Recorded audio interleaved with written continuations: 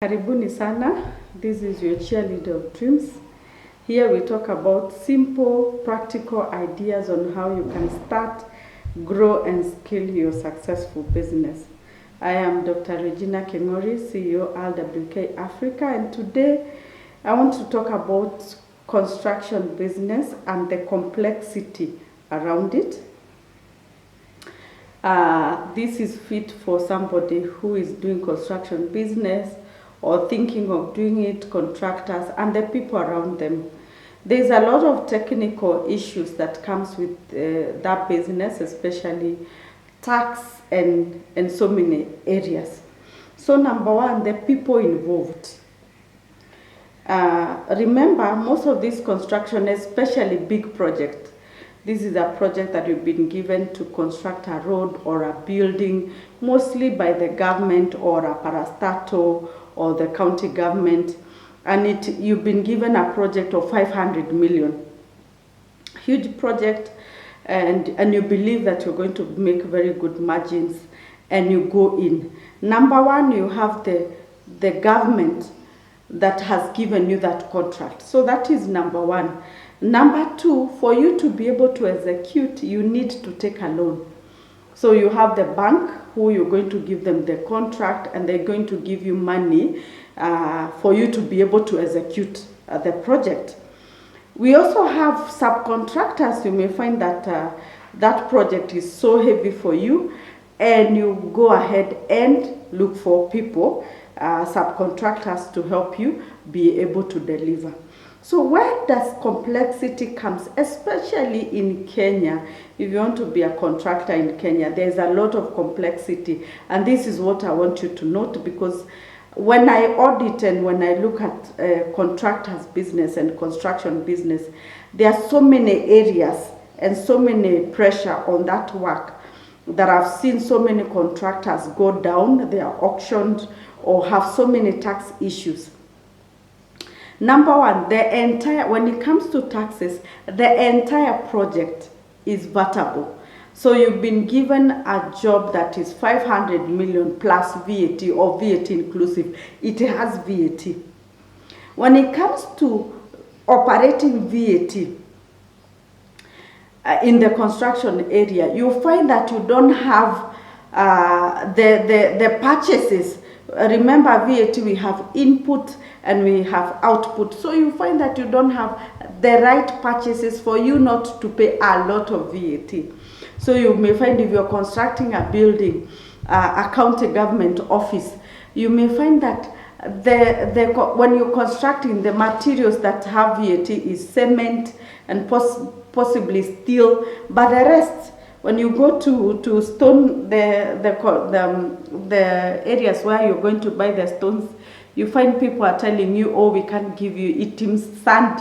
The people are giving you sand, or we can't give you. If you go to somebody who is doing ballast and you tell them that you need items, they change the price. If they are selling you at 1,000, they tell you, if you want items, we're going to sell you at 1,300. And for you, because you feel you want to make profits, you say, no, I don't need that items, give me at 1,000. So you find that you have complexity in VAT. You're going to pay a lot of VAT because your purchases are very small. The other portion is that this work is labor intensive. You may find that 30% or 40% of that whole entire 500 million is labor. Remember, you need foreman, you need fundis, you need so many people. It is going to be on labor. And remember, we don't have VAT on labor, but your entire project is vatable. That is what I mean, that at the end of the day, the VAT element that you're going to pay, it is so high.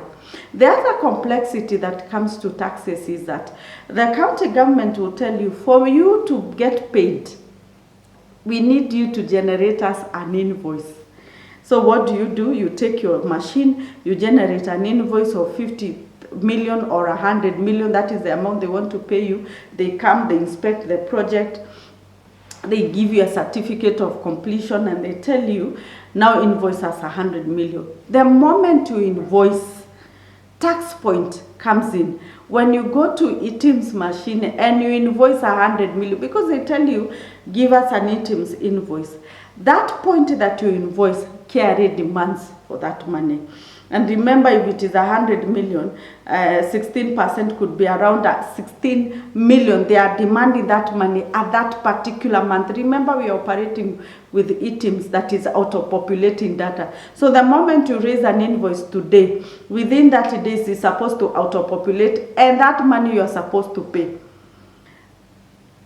At that particular point, the people that you gave that ETIMS invoice, they tell you, we are going to pay you next month or the other month, or you start following. After 6 months, you've not been paid. You have tax arrear that the government is asking you for money. You've not received that invoice. You've not received that money, by the way. So complexity around taxes. And there's something that I want to say. In the years that I've done tax consultancy, the companies that get a lot of complexity in tax are construction business. You find that you did some work for 500 million. During a KRA audit, you pre-assessed. Remember, the first step of audit is pre-assessment. You pre-assessed 300 million. And you wonder what is going on. I was paid 500 million. But KRA is asking for 300 million. Why? There's a lot of tax areas when it comes to construction business, and I mentioned VAT number 1. The other area is that documentation. You don't keep proper documentation. You just there, uko kwa mjengo. You just, the labor you don't have. Remember 30% we said is labor. You didn't record those cash flows, you didn't record the people. There's a lot of documentation errors when it comes to construction business.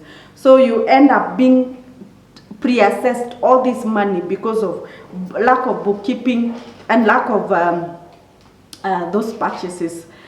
The other area that I want to mention is on now the banking, the bank. You went and borrowed money. The other complexity, you went and borrowed money to be able to do this business. You're getting delays in payment. So what happens? You're not able to pay your loan on time. And because you're not going to pay the loan on time, you get so many arrears.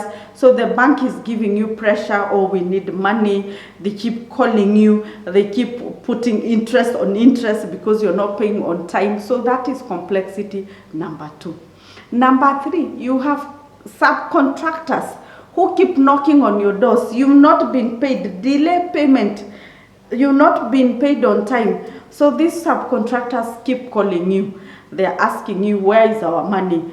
We need to also have bills to pay. And remember, you also have staff within the organization. You need also money for your operation. At the end of the day, as a contractor, you are under a lot of pressure and under a lot of issues. And I've seen contractors either being auctioned or getting lifestyle diseases like blood pressure out of that complexity and a lot of pressure, and others a lot of tax issues, and that can push you to the wall. Remember, and also another very huge complexity is, and I think this is unique in our country, when you come to a point, for instance, this work you've been given by a government, like now we are having a government, 2027, come 2027, there is a change of government.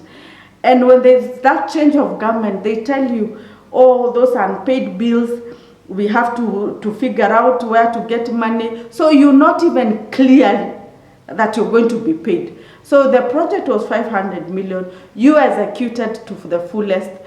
You've been paid 300 million. You've not received 200 million. You invoiced, so you're having tax issues. You've not been able to pay your contractors.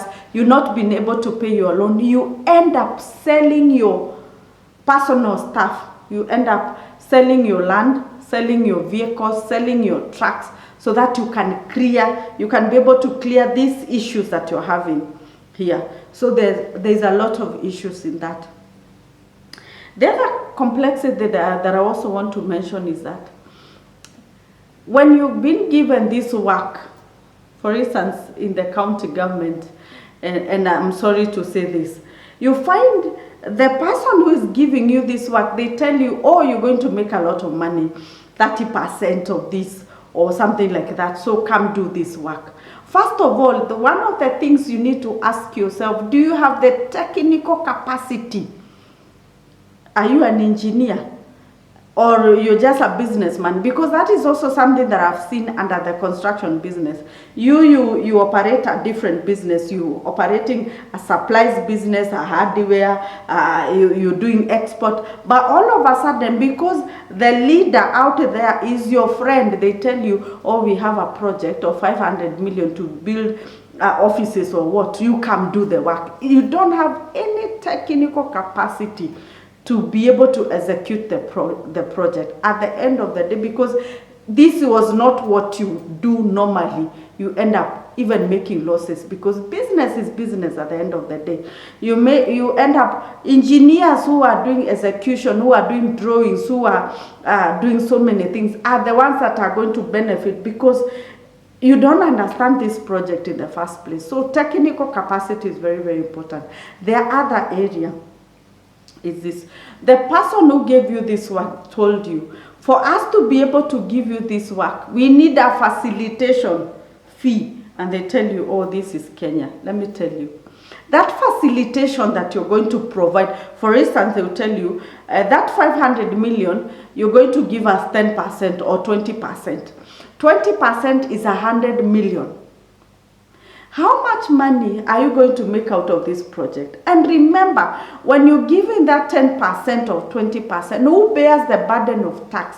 It is you as a contractor. So at the end of the day, when you do that entire project, you made money for somebody, but you did not make money. You have pressure with tax, pressure with the bank, pressure with subcontractors, pressure with the engineers, but somebody made their money. And by the way, sometimes you find they tell you, for that facilitation, you first have to look for this money, give us, now we give you that work. Some crazy